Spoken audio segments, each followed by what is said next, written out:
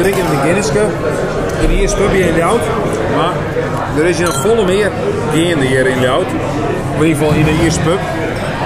Alles, ja.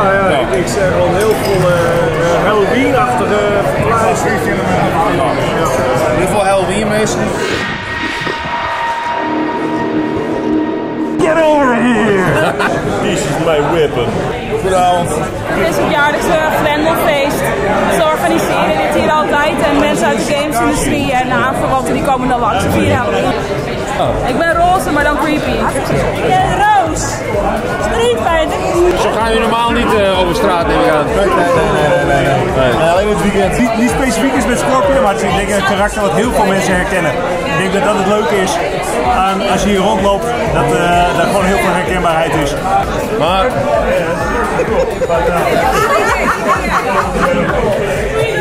Een van je hoofden zit in de weg. Een splicer van Bioshock. Nou! nooit van gehoord. Ja, oké. Not a gamer, I guess. Er is een bekende serie van Nintendo. Ja? Die heet The Legend of Zelda. The Legend of Zelda, Dit is ken het ik. hoofdpersoon Link. Wat is hij? Wat is dit? Hij is de heavy van Team Fortress 2. Ja. Dus hij is het beste. Force, dank je. Fuck. Wat is dit dan? Dit is een creeper. Ik maak het ook. Ja. Runkouwers!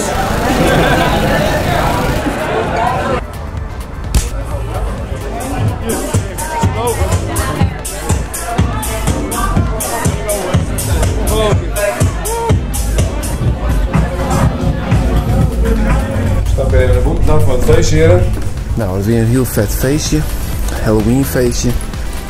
Ergens in de stad. Nou, vond je nog een vet filmpje? Abonneer je dan even. Of vind het leuk. En dan gaan we gewoon trouw. En dan denk ik het volgende feestje ook gewoon weer bij. Want ja.